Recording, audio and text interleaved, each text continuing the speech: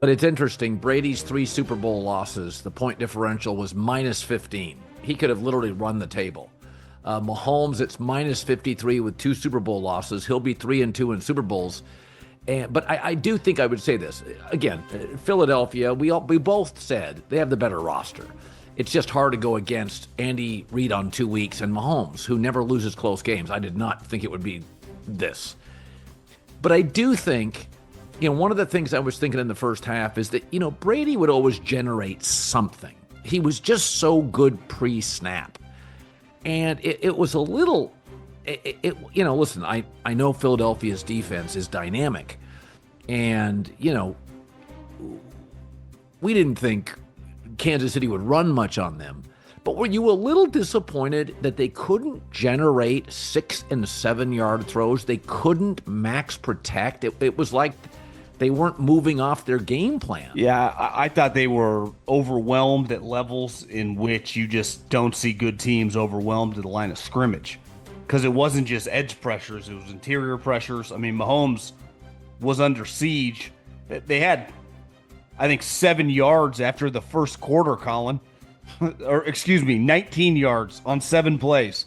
That's because they got a first down on the first play from scrimmage, and then they essentially went 3 and out. So I just thought the defensive line, remember 2 years ago when the Eagles were in the Super Bowl, they led the league in sacks, and they had an excellent defensive line. I don't think this defensive line was looked as good as that one because it wasn't productive top to bottom. But the way they played tonight, I mean, that's as well as you can play. And I don't know what you can do when your defensive tackles are doing that, when your defensive ends are doing that. I mean, the Chiefs do have a guard playing left tackle. Right. Well, 10 quarterback hits, 6 sacks, 0 blitzes. I mean, think about that. And, as I was watching this game with Philadelphia, I kept thinking about this. For years and years, when Peyton Manning was in your division or Brady was, it affected how people in the division drafted.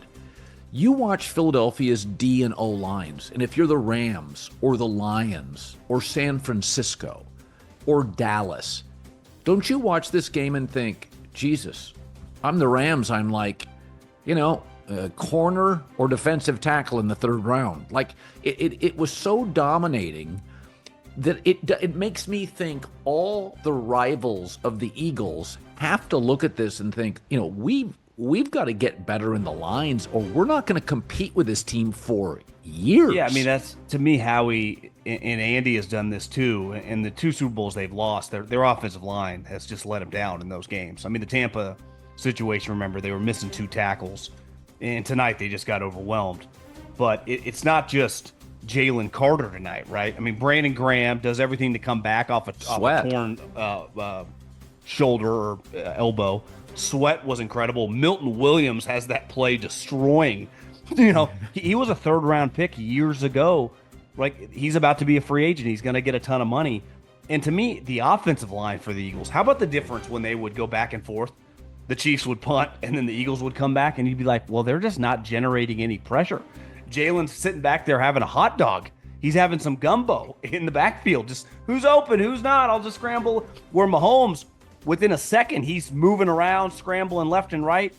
And, yeah, I just think the offensive line and defensive line for the Eagles tonight, and really all season down the stretch, once they remember they started slow, like 2-2. And then since then, they were the best team in football. And tonight they dominated. They absolutely dominated this game. Yeah, I mean, before tonight, Kansas City had won the last 9 playoff games where they did not score first, where they trailed. Yeah. But in those games, I mean, it was really interesting. Even early in the game, my first take after the first 3 drives for each team is, it's one thing if you make mistakes, if you're nervous. I'm like, Jesus, Philadelphia is not even adding edge pressure. They're just putting their 4 guys out there and they can't block them. As I look over my notes, only 3 minutes time of possession in the first quarter. I think we forget we've been spoiled, John. We've had, first of all, it was a great season. The quarterback play has never been better. A lot of people that are watching our podcast right now are in their 20s and 30s. This is what Super Bowls looked like in the late 70s and 80s and 1990. I can remember the Giants beating Denver 39-20, and then San Francisco beating Denver 55-10. And Denver got beat by Washington 42-10, and then the Raiders hammered a couple of teams.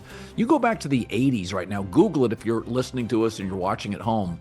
This is what Super Bowls looked like. I mean, there was a decade. People always talk about the 70s NBA where there were no great teams. The 80s NFL were very few great Super Bowls. So we were on a run. We've had so many good Kansas City-Buffalo games or Buffalo-Baltimore games. We've just been so lucky in the AFC with Mahomes and Allen and Lamar. But you know, there was a run in college football with Alabama. This is what the title games were looking like, the Bama Notre Dame. This is what Super Bowls look like. So we hadn't had, I thought the Celtics Mavericks was a lopsided mess. But this is one of those where I think it resonates beyond the game. I think you look at Philadelphia, and they're going to have an impact on the draft and free agency. People will feel like in the NFC, you cannot compete with this roster for the next 2 to 3 years if you just don't get better up front. Well, I also think it's pretty rare in in football, right? The coaches are such stars, where in basketball and baseball, the executives can be pretty big names. You know, in basketball, GMs are a really big deal. Listen, I've known Brett Veach for, 15 plus years. Brett Veach is a stud, and he's well known. I mean, he should be. He's been to 5 Super Bowls. He won 3 of them. But Howie is kind of the guy that serves the drink with the Eagles. He is much closer to someone in baseball or basketball where he's the boss. Yeah. You know, when they needed coordinators, he's going after Vic Fangio. And I'm not trying to take anything away from Sirianni. Clearly the guys, they beat to his drum. Like, he gets them going from a inspirational standpoint, and he's good with the players. But he doesn't call plays or anything. And he's a younger guy. It's pretty rare to see a CEO head coach in his early 40s. But the talent on that team and the offseason moves. I mean, Colin, they signed a 1-year, $4 million Becton, who was fantastic at guard. They got Zach Bond, immediate All-Pro, and they got Saquon Barkley, who had one of the better seasons in the history of the league. So, I mean, it's remarkable. Howie Roseman became a Hall of Famer tonight. He's won 2 Super Bowls with 2 different coaches and 2 different quarterbacks.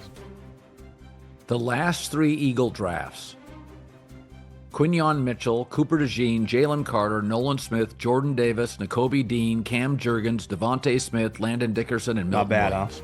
Huh? I mean, Jeez. That is just absolutely freaking insane. But let's factor in AJ Brown trade, sign Saquon Barkley. I mean, think about the other things he's done on top of those draft picks. You know, it makes me think about this. I was watching the other day, Rick Pitino at St. John's. St. John's was a dead program. Yeah. Rick Pitino takes it over a couple years. You're like, Jesus, are they one of the 7 to 8 best teams in the country? Now, I don't know if they are. But Pitino, he grinds his staff, he grinds his players, he's a very good recruiter. There are just guys that are better, and in every industry, the top 5% of realtors make 90% of the money. And you just start looking at some of these places like Cincinnati, they can't keep, they are 2 years ahead of paying Jamar Chase, and they're already bailing on defensive players. This roster, the only roster I can compare it to is the Seahawks roster.